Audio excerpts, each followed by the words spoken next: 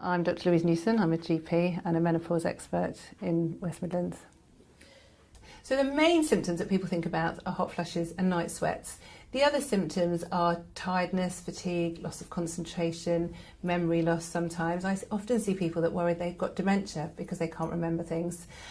People sometimes just generally feel hot, a bit sweaty, not quite themselves. People often lose their confidence, lose their self-esteem, lose their identity a bit as a woman and an individual. Anxiety and depression symptoms are very common, but people often say to me, I don't really feel depressed, but I feel really low, I'm just not myself.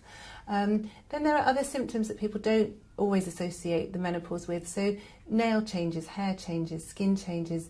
Skin often becomes very dry and itchy. People don't realise it's related to the lack of oestrogen in their bodies. Some people get worsening PMS, so premenstrual syndrome, so they're still getting their periods, but they find that time before their periods where they feel awful can sometimes extend to 2, even 3 weeks, which can be horrendous for some people. Some people's periods become less frequent, which is great. Other people find that they become more frequent and heavier, and they don't realise that's due to the menopause. Some people notice that they need to go to the toilet more often. They have increased urinary frequency.